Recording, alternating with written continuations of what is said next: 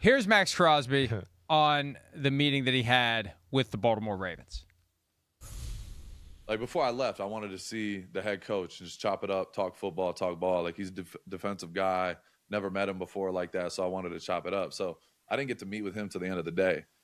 I didn't get to see the GM at all. I thought I was going to see him when I first got there. I didn't see him for 5 hours. So he didn't come out the whole time you're testing or doing your physical. Everyone's talking about Never. The GM never came once out to see you. And I don't know why. I'm not going to speculate.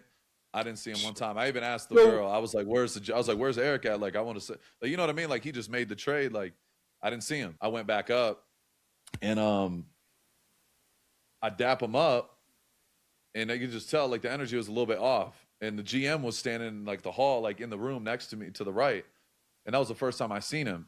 And I'm just in my head, like this is a whirlwind. Like, I'm so excited, like fired up. You know what I mean? Like, this is a new opportunity, whatever. And you could just tell the energy was off. Like, I dapped him up. He had like a blank face. And I'm like, okay. I'm not thinking anything of it. Maybe he's just different. I don't know. I don't know him, whatever. I go into the room. They sit me down on the couch. And he's like, man, I don't know how to say this, but, one of our doctors has concerns with the results and whatever. And like with your knee, like some of them have, are concerned about the future and da-da-da-da-da. And, we really want you and this is what it is. But, we're just going to have to get more and more opinions. Well, and that would explain why the energy was off. Yeah. Right? Yeah. And it sounds like, and you got to listen closely to what he was describing. He's describing a scene where he's in Baltimore. He's had his physical. He's talking to the coach. The energy was off. Eric DeCosta's been standoffish.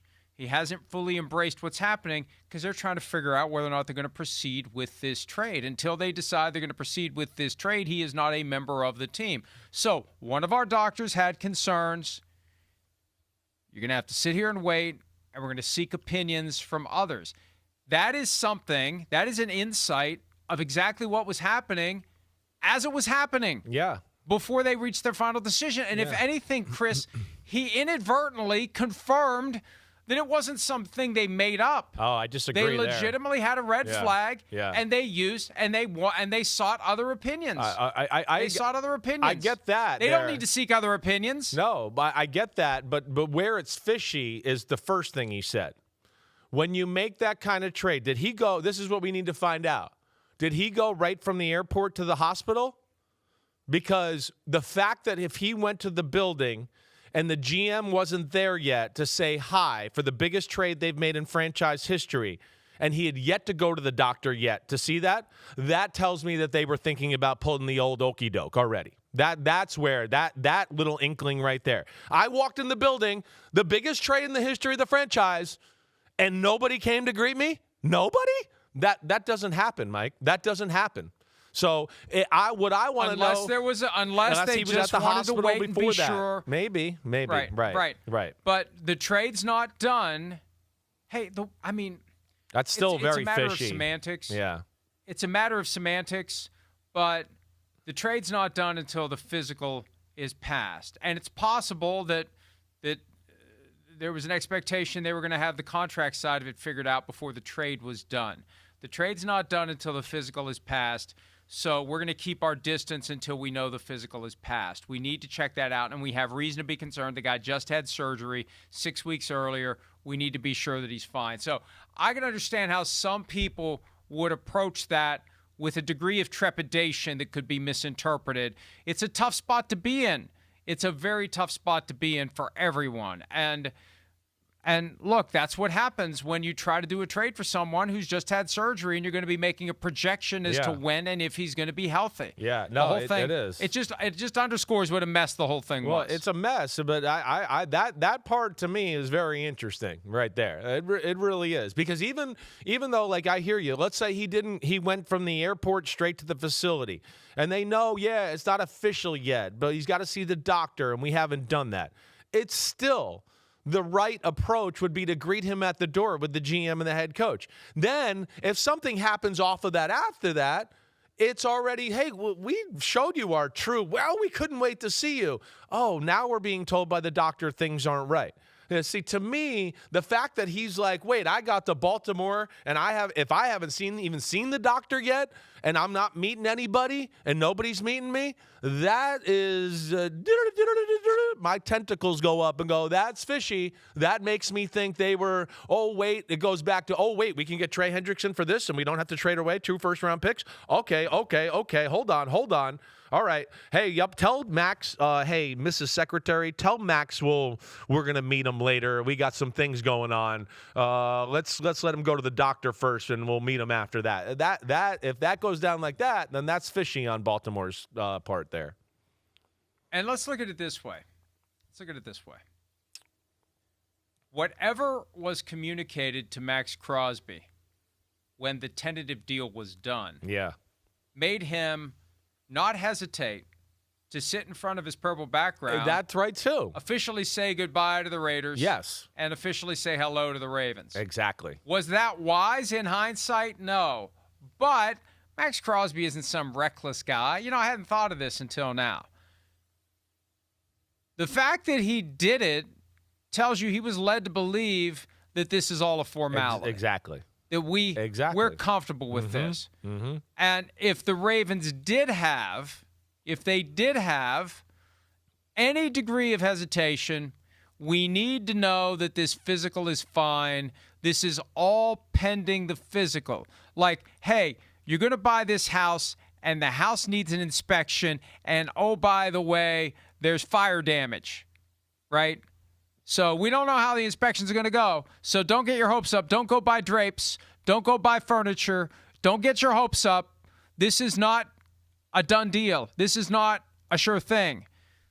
Maxx Crosby behaved as if it was done. That's the thing where the logic from the Ravens side falls apart. A little bit. Because either they did a poor job of communicating reality to him, or he did a poor job of receiving clear communication. And we've been around Maxx Crosby enough to know and to sense he's not going to just recklessly, like they're going to say, hey, Max, but we have to, listen, we have to look at the knee. We have to make sure that everything is fine.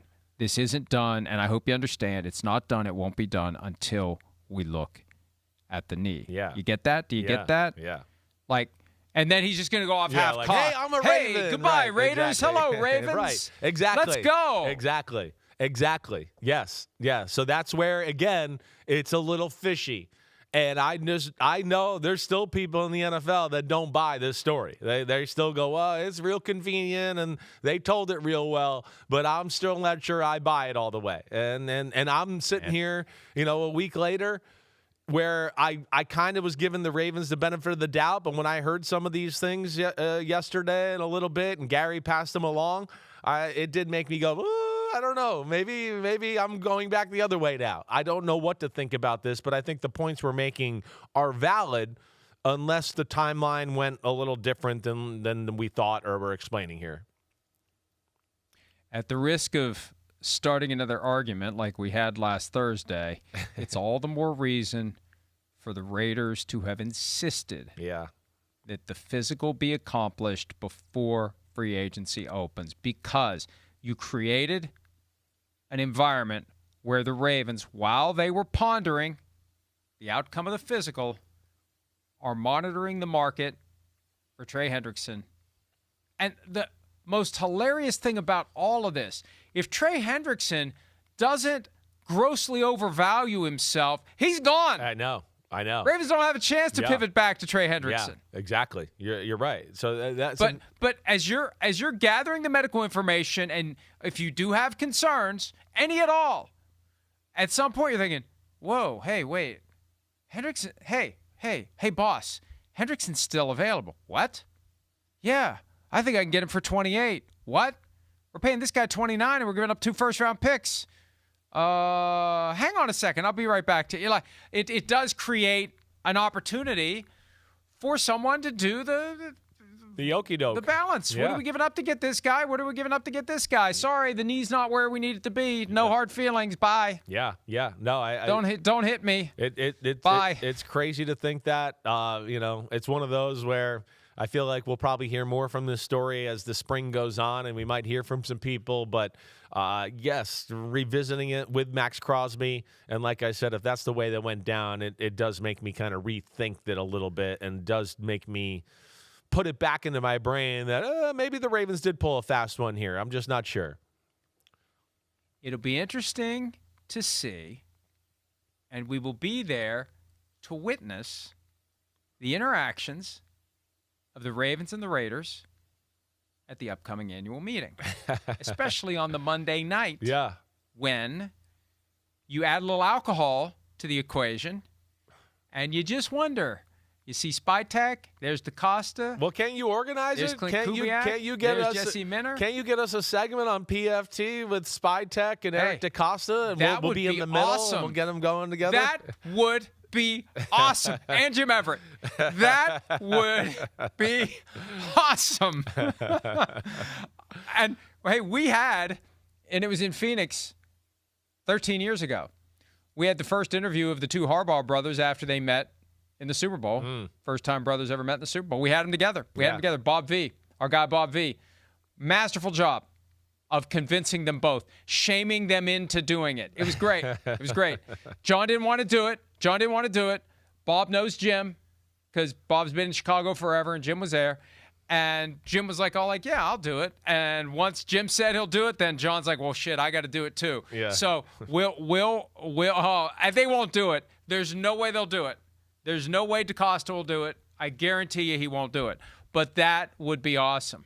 Would it be an asshole move to reach out to the Raiders and the Ravens PR and say, here's what we'd like to do. We'd like to have a joint interview of the two GMs. Yeah. And we'd like to hash this out so people can understand exactly what happened. Yeah, I mean, it would not be an asshole move by you, but you might get a response With Jim like, Everett. no, you're an asshole. We're not doing that. We don't want to do that, okay? So we'll see where it goes. What they'll do is, what'll happen is, if at most it'll be an interview with somebody on the payroll who will never ask a tough question. That's the problem, folks. That's the problem with state-owned media, and it's happened drip, drip, drip. NFL Network for all those years, they're all on the payroll. They're only going to go so far. They're only going to ask certain types of questions. It's all going to be fluff. And now that NFL Network's got 10% equity interest in ESPN, it's going to be more of the same. And look, I know this isn't high-end world events, but you either want to have real conversations about the stuff you, the viewer, you, the fan, want to know about, or you want to see a bunch of people, tell me, Chris Farley's show interviews, wasn't it? Do you remember when? No. I mean, yeah, I'd love to do it. And that's exactly why it's not going to happen. It's exactly why. Yeah. Hi, it's Mike Florio. Thanks for watching PFT on YouTube. Hit subscribe for the latest news and analysis from Pro Football Talk.